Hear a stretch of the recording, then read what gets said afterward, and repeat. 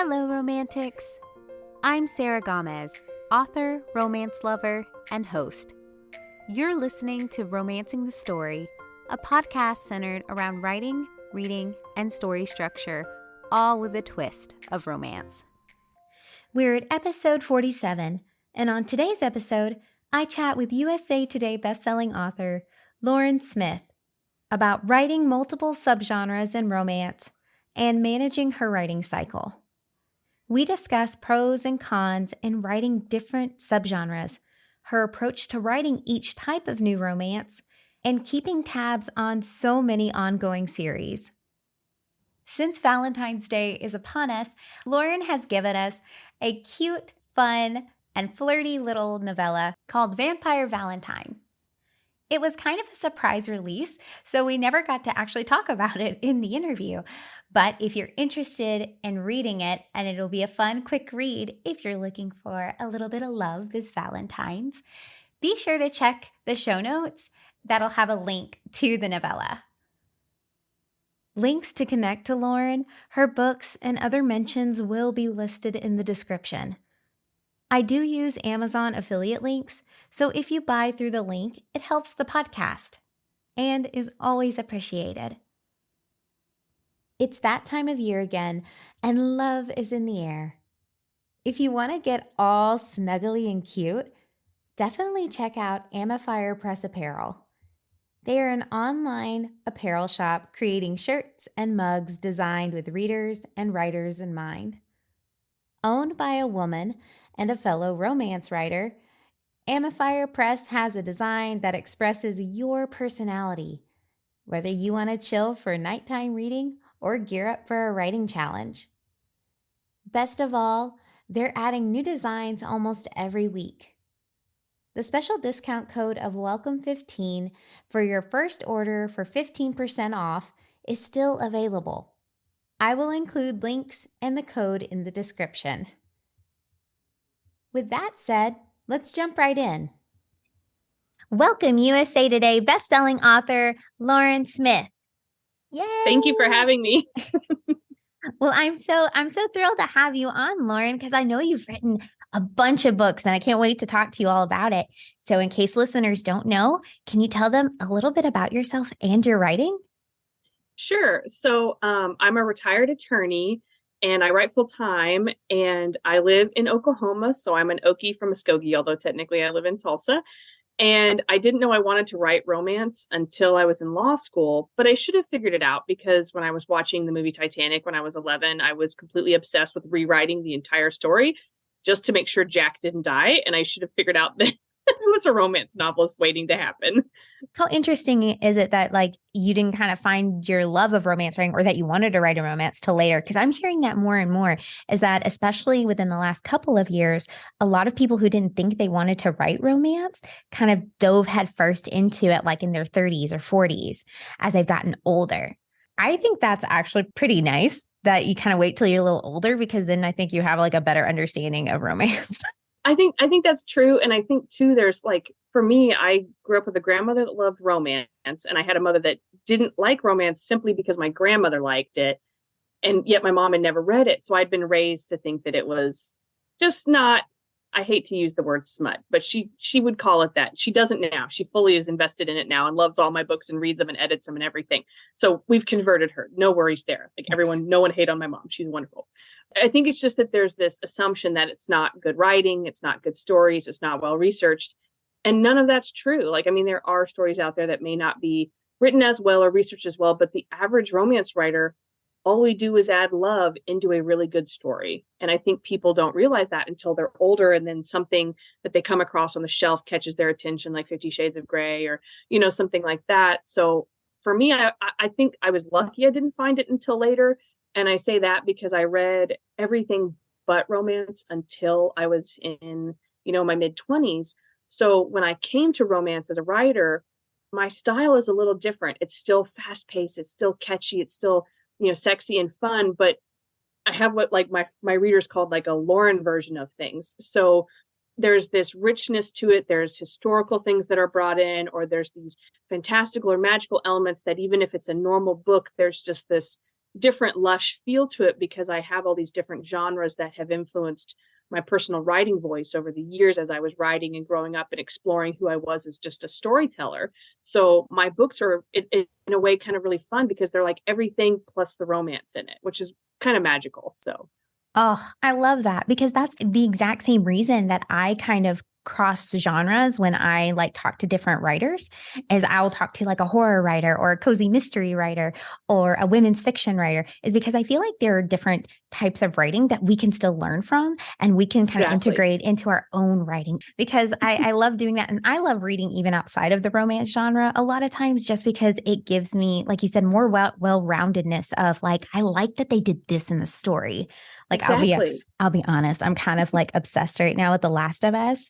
Like I work in the video game industry anyway, but I've been watching it quite a bit just because I'm just like, they did it really well. I want to figure out how those writers did it so well, you know? My brother's in the film industry and I remember when that video game first came out, he reads sometimes and he's a good reader, but he just has a business where he's really distracted a lot. So his downtime occasionally is playing just the occasional game. He's not a huge gamer, but I remember he distinctly said to me, there's this amazing game that I'm playing, The Last of Us, and the story is incredible. And I remember thinking, I never really thought about video games and stories, but like now it's a real thing. Like really good games have really good stories.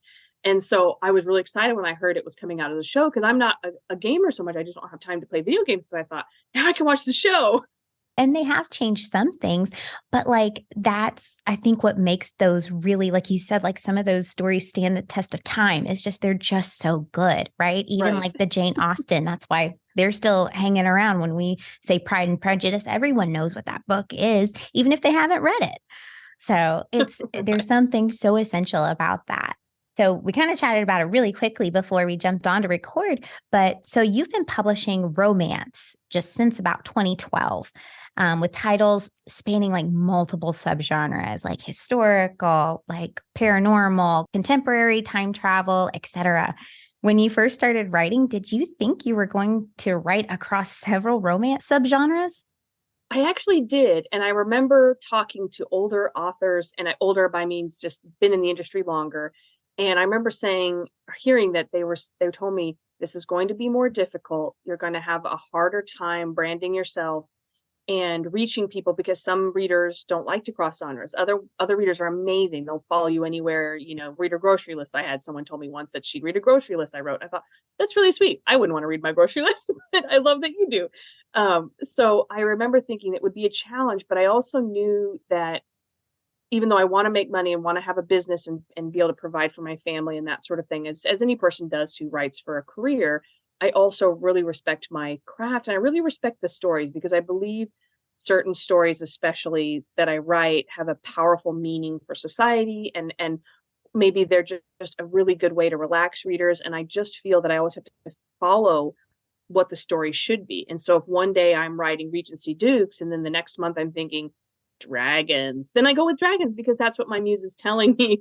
So and it's funny how that can go. I literally came up with a dragon trilogy based off of like a one-liner I threw in a novella about like dragons being obsessed with virgins, and my editor was like, okay, I like this novella, but can we do the dragons first as a big trilogy with full-length books? And I went, really? She goes, yeah, that one line hooked me. And I went, okay, sure. So I wrote a whole series around one line that I just kind of threw in as a funny joke for myself in my paranormal universe. So I always just try to follow what I think would make a good story. And I think that's why that my readers have called it like the Lauren version of things, like the Lauren Tarzan, the Lauren, so it's just kind of all over the place, but it's fun that way because they always know no matter what genre they're picking up, my style and voice will pretty much be the same. How I approach characters, how I approach pacing, my style doesn't change across the genres. It's just literally the content that changes. So you might be reading Dukes in one book and Dragons in the other, but they're both going to feel the same as a reading experience. Well, and that's so interesting that you say that because when I had mentioned that a lot of authors right now are like, that's like the whole branding gig, right? Is that you write one subgenre. And like, that's kind of what you stick to. I kind of like that you branched out and you're just like, but I want to write all the stories. and I did create 2 pen names and I kind of wish I didn't. I mean, I'm on the fence about it. My other pen name is Emma Castle. It's still romances, but it tends to be a bit darker. And I knew that there were readers from my normal group that you always worry about upsetting somebody. And so I thought, well, if I've got some, kind of a little more questionable plot lines, I thought, man, maybe I'll put a pen name under it. But then after COVID happened, to kind of give everybody a boost, I was like, surprise, I'm both people. They're still saying separate names, but I'm both people. So everybody knew. So I kind of do a few stories on the side on that. And then I do have cozy mysteries under a different name, strictly because cozies aren't heavy on the romance and the readers get very upset if there's too much kissing or anything like that. So I had to have a separate name for that. But it's a lot of work. And I think that's part of it, is I like having everything under Lauren, because for the most part, because I don't run myself ragged with 20 social media accounts under, a million different names and have a bunch of different websites. I mean, I already do that with the 3 pen names as it is, and it's a lot. So I couldn't imagine having every subgenre be a different name. That would be exhausting.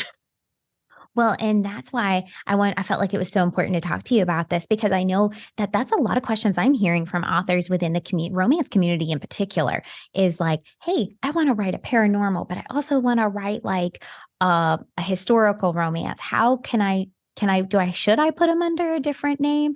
And I know, like I said, that's kind of I'm seeing somewhat of a shift in that. But like you said, you'd rather spend your time writing than actually having to manage like all the social medias, all the websites. I didn't even see Emma Castle in your website when I was double checking. I just sort of told people on social media, I'm like, by the way, I'm the same. Because that's the only reason I know sometimes that people go under other pen names, is because I'll check their website, and I'm a casual romance reader because there's just so many out there. So I'm always like looking for something new, and I'll be looking and I see like, oh, they have a whole different series under a totally different name, and it just happens to be on their website. And I'm just like, okay, cool. So, I mean, and you have so many great series to dive into that are ongoing or that you started. Several of them involve like timelines. Lord bless you, because that's like always something that trips me up, like history or multiple characters. How do you keep track of individual series or books? It's not easy. I wish I could say I was like amazingly organized and had all these glorious spreadsheets. It's literally like when I'm so old school. When I write a book, I write everything by hand and then I dictate it and then fix the typos and then off it goes, because the writing with your physical hand stimulates your right brain. So when I start to write a book, I just do a basic character sheet: heroine, hero, age, hair color, eye color, basic facts about them. Like, do I need to know their parents' names? Do I need to know if they have titles or what their gig is essentially for the story? And then I just kind of spitball off of that. And then if I need to check anything from a previous book, like let's say I have a guy coming in from a cameo from a previous book, I'm like, who are his eyes again? Oh, go pop into that manuscript real quick and do like a search for eyes. I mean, it sounds so silly, but a lot of it too is that like when people are like, how do you keep everything straight? I'm like, well, think about how many TV series that you watch. You watch a lot of TV series. You would not confuse Friends with the X-Files, but if you watched both, you could easily follow both.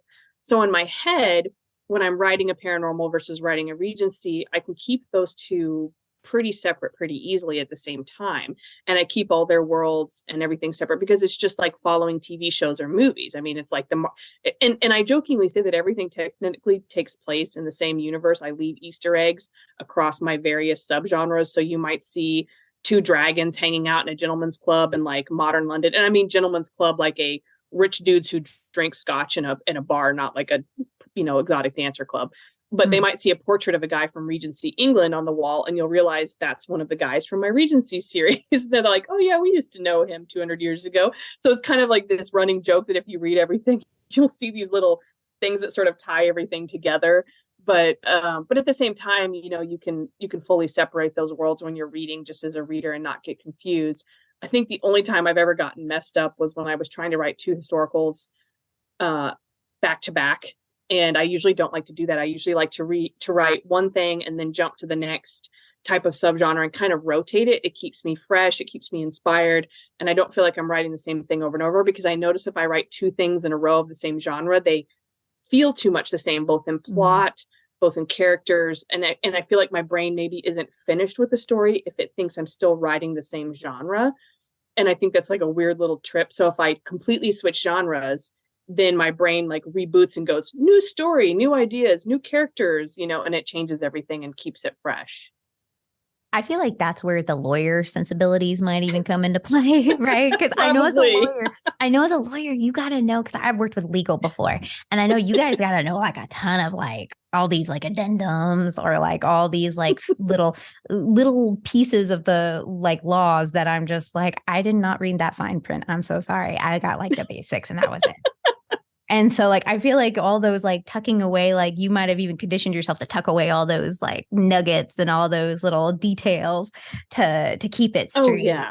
And the ability to juggle, like, people always say, like, why is it so many lawyers or writers? And I'm like, I think it's because we're just used to juggling a lot of things and getting a lot of work done. I mean, it's programmed into our job. And so you're trained to be able to be hyper focused and to handle 20 things at once. And so it kind of does make you good for writing if you have a creative side. So Oh, so if you're a lawyer, you might actually be a good writer too, depending. yes, I really do believe that, because I mean, I remember one time I got hired by an attorney, and he specifically did not have a problem with my fiction side of my life, because he said, well, you're actually suited to be a better brief writer than anybody because you understand how to craft a story and how to craft a narrative. He goes, that's all brief writing is. He goes, when we're crafting the narrative, we're influencing somebody to our side of the story. He goes, you're not lying or, making anything up, but if you're saying things and you're presenting it in a certain way and manipulating the language to get across a certain storyline, that's what all writers do. That's what you want in briefs. And I was like, he's absolutely right. This is a superpower for lawyers. So it goes both ways. Kind of like we mentioned, since your books come out, like I saw that they come out back to back pretty quickly, and you talked about hyper focusing into them. I assume you're a pretty fast writer. I'm a fast writer to a degree. Like it's so interesting. I always hear other writers say, "Oh, I wrote 10,000 words in a day," or "I wrote a book in a week," and I'm like, "Well, I don't do that, but I tend to hit 25,000 to 3,000 words a day." And when I'm in consistent writing mode, which for the first time in 8 years, I'm actually taking it easy right now, just for mental health sake, because we had a family member that had cancer, so we were dialing everything back, and now we're just sort of resting after going through that, and that person's getting better. But it's just one of those things where I thought I need to just slow down a bit, because I did 75 books off over 3 pen names in 8 years. And that was a lot. One year I released 11 stories. They weren't all full length, but that was 11 stories in 1 year. And that was tough. But I think the thing was, is I wrote every day. I mean, you eat Christmas Day, Thanksgiving Day. I mean, your weekends, I worked, and I would work all night. And, I mean, like last night I was up till 11:30, and I'm up at, 6, and I work all day. And, so it's one of those things where I think if you just put in the hours, and as a lawyer, you're used to sitting and putting in the hours, then it just adds up and you get a lot done. So it's kind of that simple. I like, though, that you took the time. You recognized that you probably needed some kind of mental health break, at least from, because that is a lot to take on. Oh my gosh, 75 books in 8 years. Yeah. 8 years. But still, I mean, that's still a lot, though. That is still quite a bit. Like, I mean, I see I know writers I talk to will be like, yeah, I'm lucky if I can get 4 to 5 books out in a year, and I'm just like, man, that's a lot to me. I mean, that seems like a lot, but that is a lot. I mean, yeah, for the average writer, that is a lot. I mean, that's a lot for me now. I'm like, that's probably how I'm going to do maybe 4 books this year, and that'll be enough.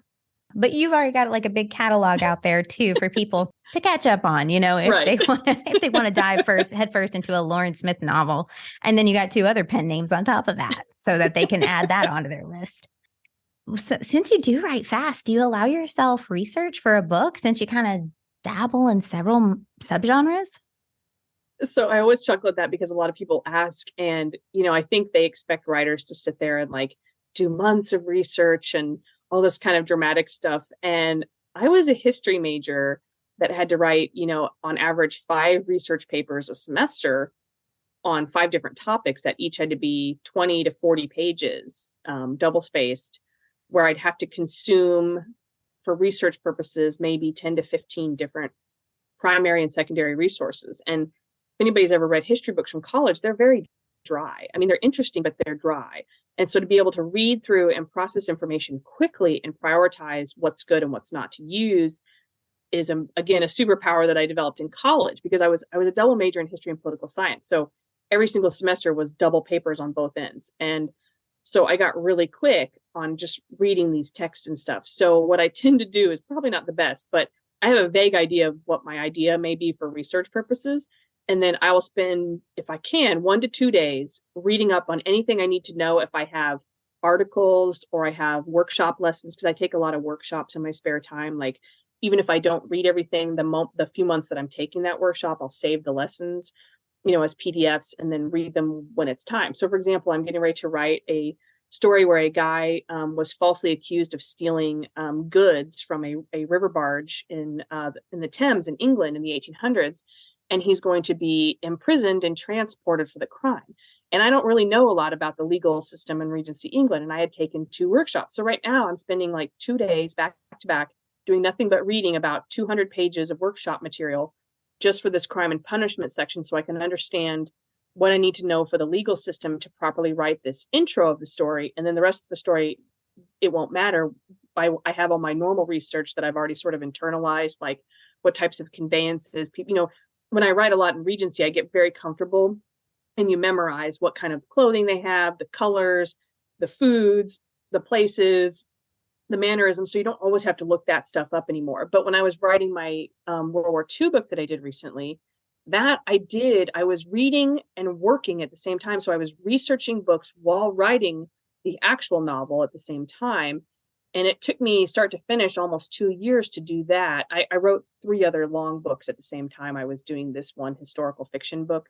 It took a lot longer than normal because it was not somewhere I was familiar with, but it was a time period where I knew I had to get so many small details right that it took longer than normal. So it was different than my usual process. So it was very interesting to switch and I'd be like, whoa, this is a lot more work than I usually do. And I was like aware of it. Well, that's super interesting. And I feel validated because I do the same thing. Like I will come across like some information that I'm like, that would be great for like the paranormal romance I want to write later, or a historical romance. And then I'll just bookmark it and I'll be like, I don't need it now, but I might need it in the future. Exactly. Yeah. So like but I like that you kind of segment some time away for research specifically, because I know that's kind of halted my writing process. And like our mutual friend, Chrissy, like I remember we went on a retreat once and Chrissy's like, I'm spending like 2 hours looking like what kind of underwear they wore in Scottish, like medieval times. Right. Like she like fell into this like rabbit hole of research. Oh, yeah. And I was just like, girl, just highlight it, move on. Like, cause you don't want it to interrupt your writing. I was like, just kind of highlight it and come back to it later when you put like time away for research. Cause I feel like if I do try to research while I'm writing, it's always just a mixture of like, look at this shiny thing and go run away from it, run away from the writing when it can be really productive. So. Exactly. Yeah. If it's not integral to the scene, like underwear is a small thing that can be changed. Yes. If you're not needing to know where they're going or what, something bigger in the plot. Yeah, that's definitely the best way to do it. Like how you said, just mark it and move on. Exactly. And I'm trying to get better about that too, because I'm just like, I don't need to like, whatever I do not go to Google, stay away from Google just for like a little bit of time so I can like focus on writing, because otherwise it's just disaster for me.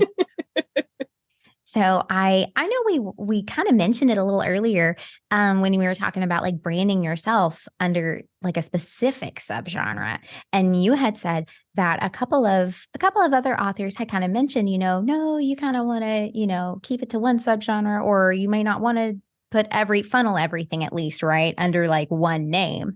So was it ever an option? Like I know you said you got 2 other pen names. So did that come later, or did you kind of do that at the same time you kind of started writing? The 2 pen names definitely came later. Emma Castle was started around 2018. So 4 years into my career. And then Daphne Hunt only showed up, I think, in 2019. COVID has made my brain forget when I started certain things. I'm like, that was the COVID year. So add 2, right? Subtract 1, divide by 4. So, but I think I was more aware of the conscious decision of, okay, for sure need a different pen name for the cozy, and it needs its whole branding to be different, because these are mysteries about, young women off with cats helping them solve murder mysteries or something, so it's a completely different audience than my normal audience. And then Emma Castle, I remember thinking, okay, I'm probably never going to do any historicals for Emma, but I'm going to stick to contemporaries and maybe some paranormals, and then fairy tale retellings that are set kind of in maybe modern day. So I've limited Emma a little more than I've limited Lauren. And the premise that ties everything in Emma Castle books together is that it's a little darker, a little edgier. You know, you have a girl who falls in love with the actual devil, or you have like my Tarzan retelling wasn't actually that dark, but it was more just kind of edgy in that it was sort of really modeled off the original Edgar Rice Burroughs storyline, and it wasn't as sexy as you'd expect, but it was really emotional and true to what the Tarzan characters were and that whole thing. So it was kind of edgy in concept rather than edgy in romance. But I just as kind of decided my rules are a lot more fluid. But I think the people that have made the conscious decision to zero in on one subgenre and then really drill down on it and focus, they do find their readers easier and they do make more sales. However, 10 to 15 years down the line, I've heard those same authors go, I'm so tired of writing this thing. I'm burned out. I got to switch. But I'm zeroed in. So now I got to start a new pen name to write something totally different. So that's where I'm glad that I'm like, oh, I can just switch whenever I want. And feel kind of crazy about it at the same time. But I know that I don't have as easy a time, you know, finding and targeting fans. And it does mess up sales on Amazon because the also bought section will have 5 different subgenres in the bottom, and it can confuse people. So it does make it a little harder for advertising purposes for sure to be spread out.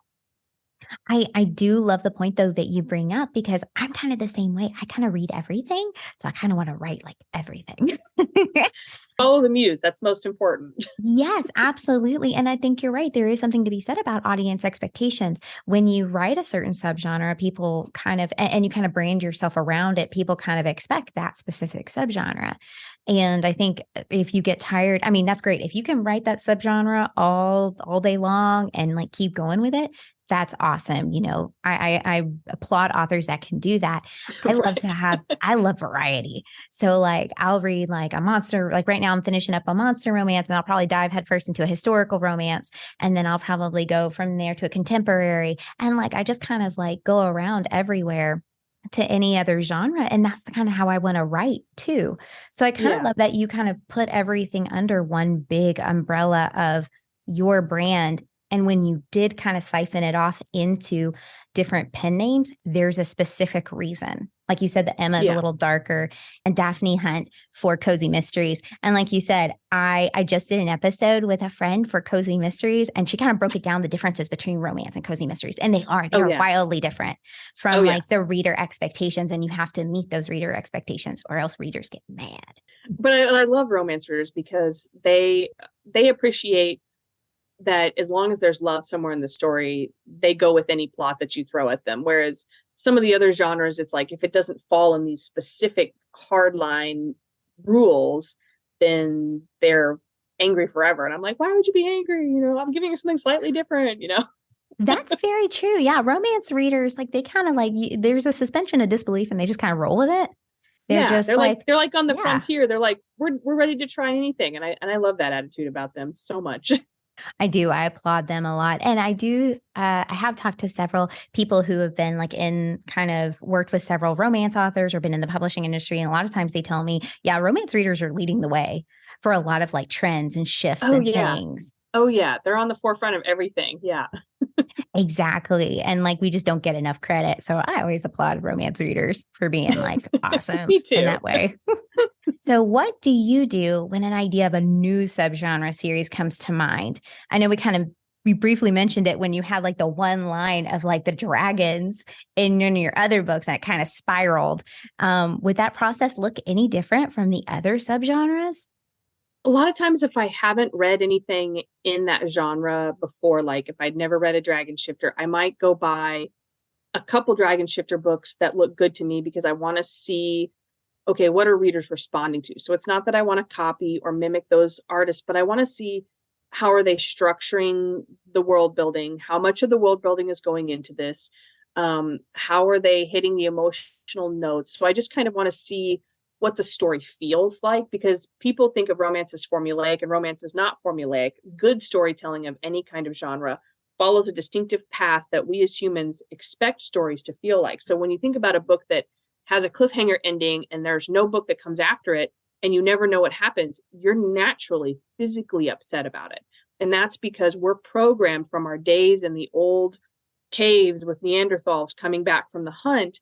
We are programmed to hear a story and to have a conclusion. It may not be a happy conclusion, but we need to feel like we've finished the story. And so bad storytelling doesn't satisfy that proper arc. And that arc can have many variations along the way per the genre, per the requirements of whatever. But I hate the word formula because it's not a formula, it's a pattern. And patterns are positive to me. Patterns, we are comforted by patterns. Patterns keep our survival. That's how humans have survived. Storytelling became a way for us to warn each other, to teach, to educate, and then to entertain eventually. So when I approach a new book, I think, okay, what's the pattern? What are reader expectations? I'm going to do my version of it, but I just want to make sure that if I'm writing vampires, I'm not going to go write vampires in space. I'm going to think, okay, Dracula's popular for a reason. What is it about Dracula that everybody likes with vampires? Okay, it's the seductiveness, it's the Victorian goth lush environments, it's the ideas of coffins and stakes and old world dirt holding power. And so I'm kind of thinking, okay, how do I play that into a modern story? How do I, and so I just try to think, what is it that attracts it? So my vampire books you wouldn't read them and think this is just like Bram Stoker. Instead, you're just going to go, this is an interesting, good vampire story because it goes with what people are expecting, but at the same time, it's fresh and different. So that's kind of the balance you want to strike. Is it needs to be fresh and different enough. And the best way you can do that is having really, really strong characters.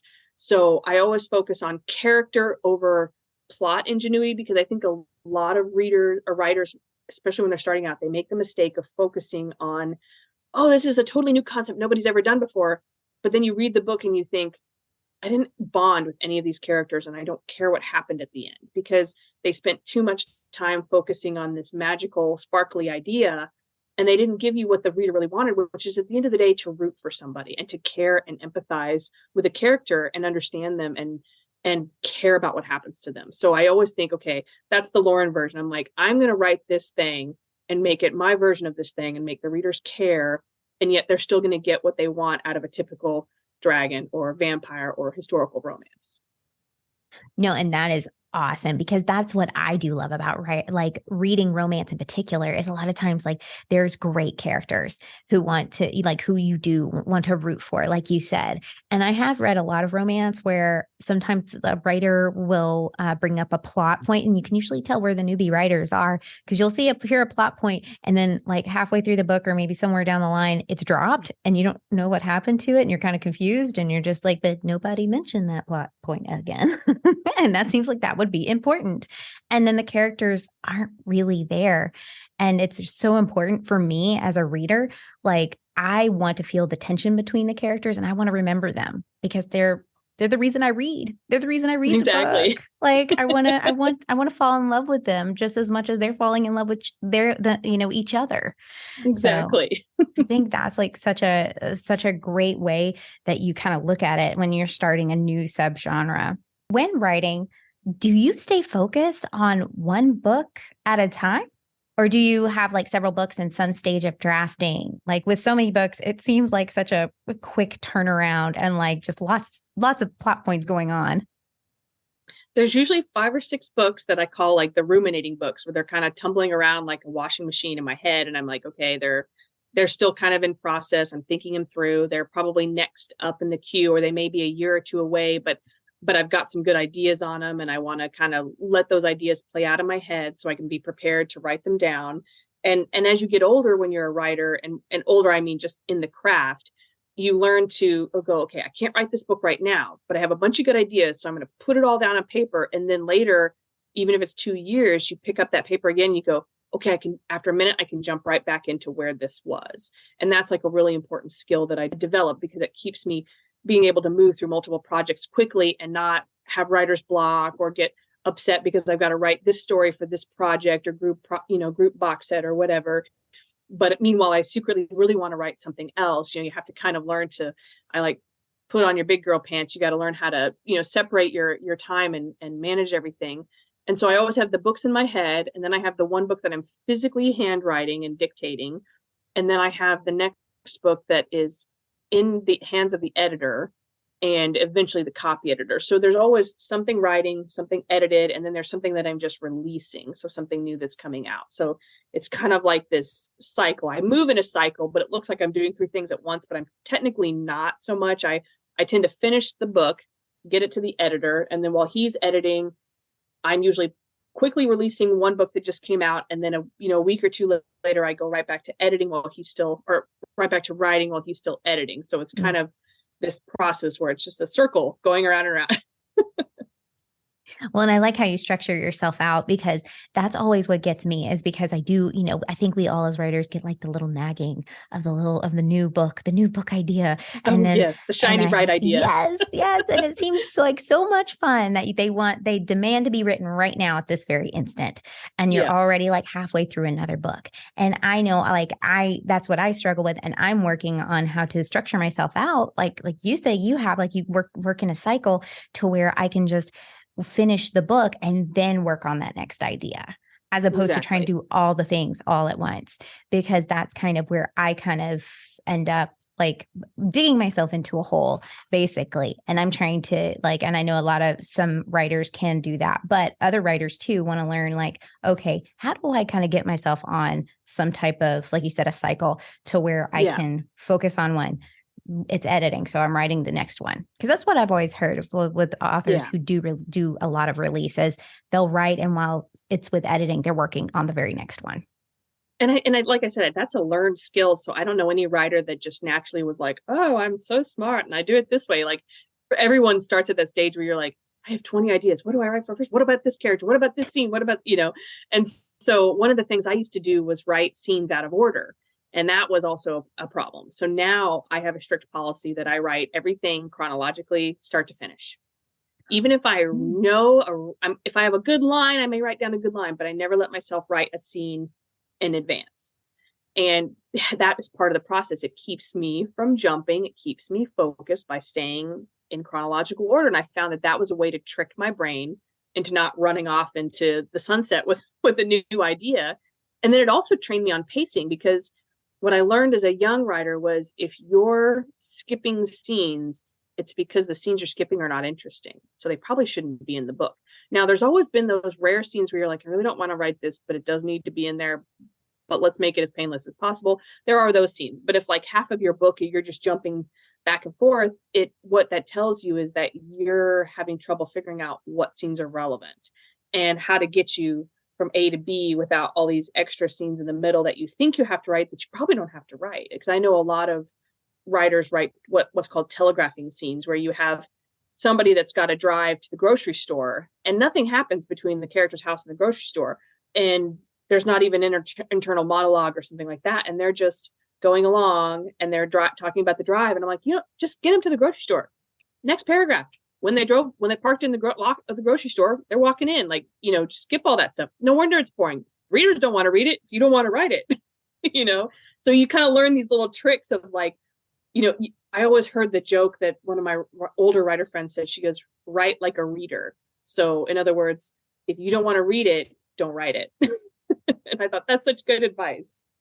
That is good advice, and I kind of came from a background where I wrote several screenplays, because I was doing a lot of screenwriting for a while. And they always told us, never put anything in there that isn't doing something for the scene. It's either doing something for the characters. You're either it's either a character study, or it's something about the world building, or something about the plot, or it's serving the story in some way. So those are the things that need to be in there. So with several series and subgenres, how do you determine which book to work on next? I know you kind of touched on it a little bit when you said you switched subgenres, because that's the way your brain kind of works. I haven't been very good about this in the last couple of years, because I had a lot of project commitments for other authors where I agreed to be in various sets. And I've loved all those stories, but it kept me away from my original plan of rotating my intellectual property crops better, as I like to say. But I really try to go, okay, let's do one book in one series, and then the next book will be from a different series. And then I do prioritize books that I think will make a little more money, because some books I write and I'm like, this is an amazing story, but it's going to be longer to find an audience for it. So when I do that, I know that I've got to write other books either at the same time or around it to be able to publish books that can generate livable income. So when I was writing my romantic historical fiction, which is probably one of the best books I've ever written, it was 169,000 words. It was basically two stories in one because there were two main characters that each had love stories and sub love stories of the people that they matched during the war because they were matchmakers.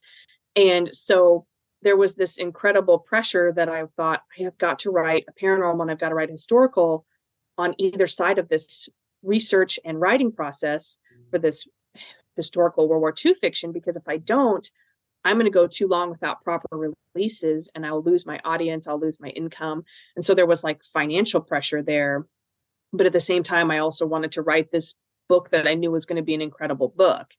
And so I had to kind of reframe my schedule that way too. So I always look at it as, okay, make sure I release one book a year from my most popular series, and then try to get at least one book a year from the series that I've not done the best on writing. So like I had a book series that for 3 years didn't have anything come out. And I'm like, oh, I need to get another book out from this series. So I prioritized getting a novella out this past year for that series. So to just kind of help it. So you don't ever want a series to fall behind, but you always want to make sure you have a good, strong leader from that other series come out too. I love that you like look at it so strategically, because that was something that I've heard too from other authors. I've heard so many times. It's like, listen, if you wait too long to put out another book in the series, you'll lose readers. You do.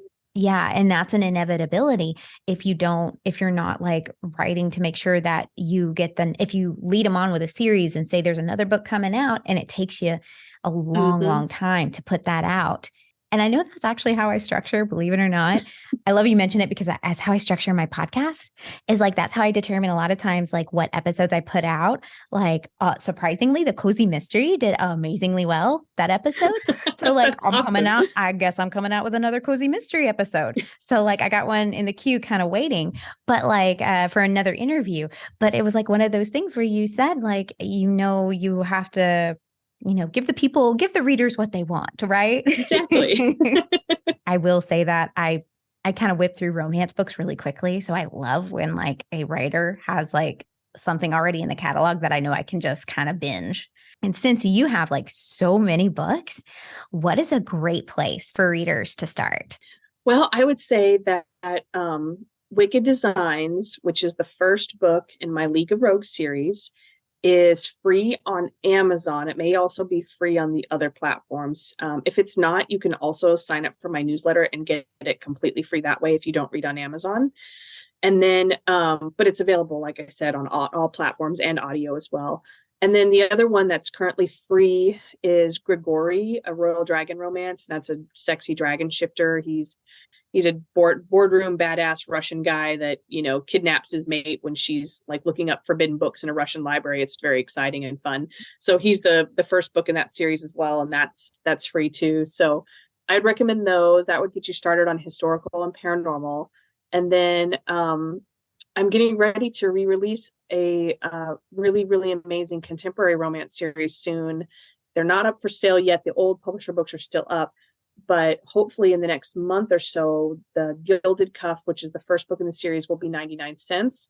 And you'll know it's the right book because it'll be 99 cents and it'll have a gorgeous guy on the cover rather than a picture of a piece of jewelry. So be on the lookout for that. Feel free to sign up for my newsletter now because I'll announce that when it comes out. And that first book will be 99 cents. And it's delicious. It's reclusive billionaire who doesn't want to talk to anyone, and a reporter who thinks she needs to save his life because she knows something about his past. And so she has to bargain her way into, his world. And it's very, very delicious. Oh, that sounds tantalizing and like hitting all the tropes that I like. Oh, yeah. So where can listeners find your books and how can they connect with you? The easiest way is just to go to www.laurensmithbooks.com. And Lauren is spelled Lauren, like Ralph Lauren, or, the designer. And I have all my links on there. I provide audio, paperbacks, and ebooks. And the ebooks are all available on Kindle, Apple, Kobo, Barnes & Noble, Nook, and Google. And also I provide my ebooks to libraries via Overdrive, Hoopla, those kind of apps. So if you're on a limited budget, and I know a lot of people prefer KU, but I can't do KU because it doesn't pay enough. So I make sure all my books are available in libraries, so you can get the digital books very easily that way. So, and then I'm on social media, so you can get all my social media links from my website as well. Thanks so much to Lauren for joining the show. If you like this kind of content, don't forget to subscribe wherever you listen to podcasts. That way, you're the first to hear new episodes when they drop. And if you get a chance, feel free to leave a review. It helps support the show and allows more opportunity to bring in all kinds of fantastic guests. There's also a link to the YouTube channel in the description if you'd like to see the interviews with some of the guests and see them show off their lovely books. Book recommendations for this episode: Wicked Designs by Lauren Smith and Grigori, A Dragon Shifter Romance by Lauren Smith. As always, stay safe, be well, and keep writing. Bye!